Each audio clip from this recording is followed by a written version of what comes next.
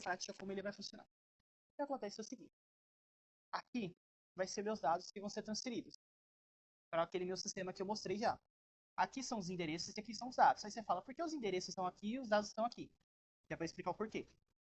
Aqui eu dei a minha introdução. E aqui eu estou falando para ele, se os dados ou se o endereço ou os dados estiverem vazios, retornar falso, retornar o erro. Se não, retornar o valor original deles. Aqui eu defini a minha inicialização do processo de transferência. E aqui eu coloquei um print do que ele deve imprimir. Eu chamei de processor fila porque é o que eu vou chamar aqui no último. Ok? Então vamos lá. While true. Eu defini o while true para definir o quanto esse sistema roda para processar tudo isso. Eu coloquei um enquanto. Enquanto esse sistema, eu falei para o Python, enquanto esse sistema roda, eu vou definindo o que deve acontecer. Entendeu? Então vamos lá.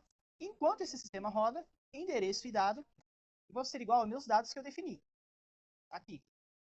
Todo o conjunto de dados que eu defini. Mais pop left. Eduardo, o que é o pop left? Pop left é o método que ele vai ler os dados que estão na esquerda. Ele precisa dos dados que estão na esquerda para ele analisar se todos os dados estão corretos. Se todos os dados estiverem corretos, se não estiver faltando nenhuma informação, ele primeiro começa da esquerda para começar da direita. Então eu estou falando que ele tem que ler os dados que ele tem que ler da esquerda para a direita. Entendeu? Então ele tem que imprimir o endereço e dado, que está aqui, endereço mais o dado. Ok, sistema de transferência de dados concluído. Então ele vai ser a transferência de dados para o endereço. Tal. Lembra aquilo que eu falei? Todo ponto e seta de entrada e saída vai ser a transferência ao endereço que está ali. Quando chega o sistema com o endereço, ele vai para o ponto de fluxo de dados, até vai ser modificado e vai ser transferido para o endereço que ele foi marcado. Lembra aquilo que eu falei? Então, aí beleza. Aqui, ok. Aí eu dou outra condição. A primeira condição. Aqui é para dizer, essa aqui vai ser a minha primeira condição do while true. Aqui vai ser a primeira condição que eu vou estar criando. O if significa a primeira condição. A primeira condição das primeiras condições que eu vou fazer. Entendeu? Então, o if, se tal valor, se isso, se eu fizer isso, se eu fizer aquilo, se o avaliador do endereço, o endereço aqui, tá aqui, dado, que é esse aqui, eu vou chamar de dado codificado. Você fala, tá, o que ele quer dizer? Se o endereço e o dado estiverem corretos, por que aqui não tem como especificar, entendeu? Então, quando o Python ele só aceita desse jeito. Não tem como especificar, como você codar especificamente aquilo que eu quero dizer e falar. Então, são coisas diferentes. Por isso que a lógica de programação é mais profunda que isso. Entendeu? Isso é interessante. Eu já explico por quê. No próximo, quer dizer, eu explico por quê. Então, aqui vai ser o seguinte. Dado codificado. Eu falei para ele, se todos os dados estiverem corretos, eu vou chamar de dado codificado. Desse dado codificado, dentro dele eu vou estar igualando. Então significa que eu estou chamando esse dado codificado de dado codificado. O dado, esse dado aqui eu chamei dado de dado codificado. Entendeu? Esse dado aqui, eu chamei aqui, eu puxei essa variável que eu criei daqui para aqui. Entendeu? Eu chamei, eu puxei, ó. Fiz isso aqui, ó. Puxei ele para cá. Dado codificado. Então ele vai pegar aqui o dado, então vai aparecer aqui, ó, F dado, esse dado codificado. E daí eu tenho que imprimir ele. Aí você fala, ué, mas se você colocou F do que tem que imprimir, beleza, daqui. Quando a gente no Python, quando a gente cria isso daqui, a gente não dá um print original. A gente dá um print como exemplo. Se a gente solta, se eu apago esse print aqui, deixo só esse aqui, ele vai imprimir errado. Ele vai sobrar um erro, para falar a verdade. Porque isso aqui não é um print original. Ele não identifica isso como um print. O print é ter escrito explicitamente. Print. Aí abre o colchetes e coloca o que você precisa colocar, mais a função que vai chamar a função, que vai chamar a variável que você criou e vai criar a chave junto. Aqui eu criei dado codificado. Então no print original que eu criei, vai estar dado codificado. Isso dá melhora a exemplificação para o Python que tem que ter. Beleza, dado codificado com sucesso. E aí foi transferido para o endereço correto. Passou por todos os testes. Beleza. Oposição. Aqui vai ser onde vai ter o erro dos dados que foram transferidos para cá. Daí faltou informação, dado ausente. Ah, informação ou requisito ou regra ausente.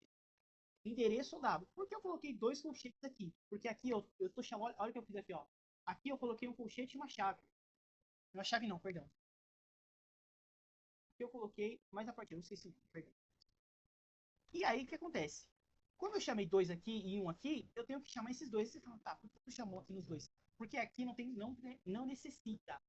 Como no Python, quando a gente chama, na linguagem de programação geral, se fosse pra gente chamar tudo isso aqui, eu teria que colocar tudo. E daria erro. Porque aqui eu tô criando uma variável. Eu não posso simplesmente dentro da minha variável criar mais um. Porque quando eu crio mais um, eu tô chamando algo lá de dentro. Não, eu tô criando uma variável. Então eu tenho que chamar alguém. Senão ele vai puxar, ele vai dar erro.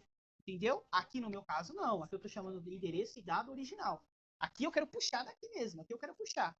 Entendeu? Endereço dado. Aqui eu quero puxar para dizer exatamente, explicitamente o dado que estiver vazio. Eu poderia trocar TXT e colocar aqui e fazer diferença total para baracobaco todo.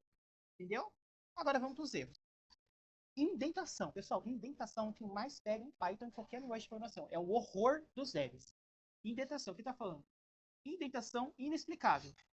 Entendeu? Ele não tem que indentação é essa. Tem um espaço aqui. Aqui, pessoal. Você tem que olhar sempre aqui, ó. Vamos ver. E pronto. Primeiro erro já foi. Já deu o carregamento. Agora vamos pro próximo erro. Beleza. Fim do fluxo. Aqui ele tá falando que tem uma indentação aqui do fim do fluxo. Por quê? Porque aqui, ó, se você olhar bem, ele tem que estar embaixo do while. O while é onde eu criei o meu print que vai estar o fluxo concluído. Se eu jogasse ele pra cá aqui, ferrou. Porque eu ia tirar ele fora do meu... Como se chama? Porque senão eu ia tirar fora do meu processo aqui, ó. Aqui tá o meu processo. Essa é a linha. Se eu jogo ele pra cá, eu tiro do processo. Entendeu? É como se aqui fosse no projeto inicial. Entendeu? Quando você coloca o while true, beleza, parou tudo, começa a partir daí. Entendeu? Então, vou dar um clique aqui. Vou dar um clique aqui. Pronto, agora ele tá dentro. Agora vamos ver qual o nome. Deck. Opa, vamos lá. Esse deck. Pera, mas o que é esse deck?